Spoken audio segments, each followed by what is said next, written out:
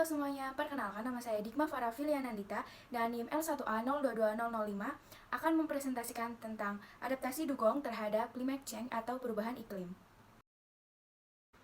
Untuk topik yang akan dibawakan pada presentasi kali ini, yang pertama yaitu ada pendahuluan. Pendahuluan mencakup latar belakang. Yang kedua ada pembahasan yang mencakup karakteristik dugong, adaptasi dugong terhadap climate change, strategi adaptasi dugong, dan peran pendukung adaptasi dugong. Dan yang terakhir, kesimpulan penutup.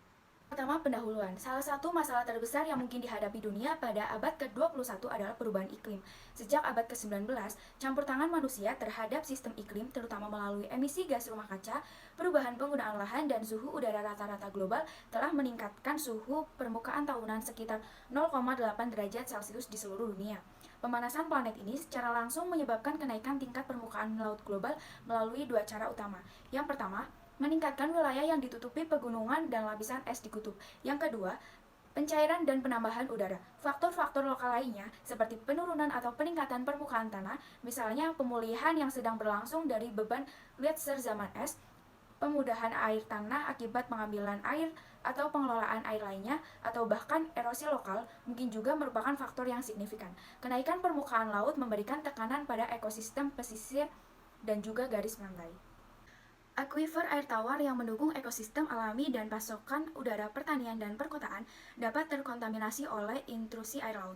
Permukaan air laut akan naik seiring dengan kenaikan suhu global dalam jangka waktu yang cukup lama. Karena keseimbangan membutuhkan waktu yang lama. Laju peningkatan emisi karbon dioksida dan pemanasan global di masa depan akan menentukan besarnya peningkatan perubahan iklim. Meskipun kemungkinan besar akan ada lebih banyak ancaman terhadap keanekaragaman hayati akibat perubahan iklim. Intensifikasi dan frekuensi badai, kebakaran, dan musim kemarau merupakan dampak utama perubahan iklim terhadap keanekaragaman hayati.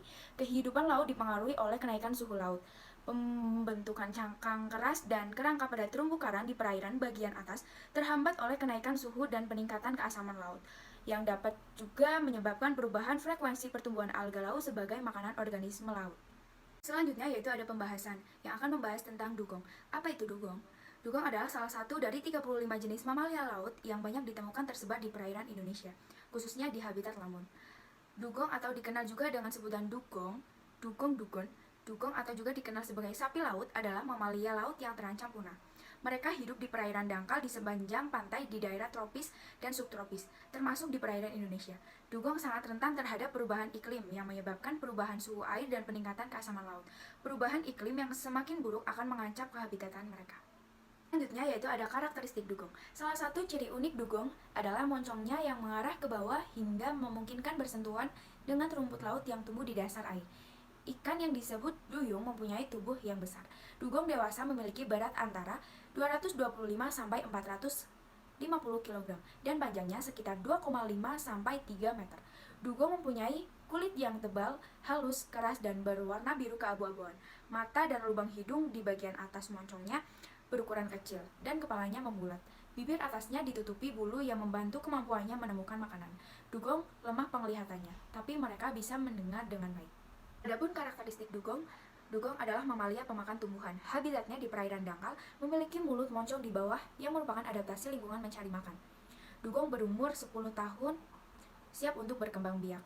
Berkembang biak dengan cara melahirkan atau menjadi vivipar. Kehamilannya berlangsung selama 12-14 bulan. Dugong menyusui selama 1-2 tahun. Habitatnya di perairan dangkal hingga kedalaman 20 meter.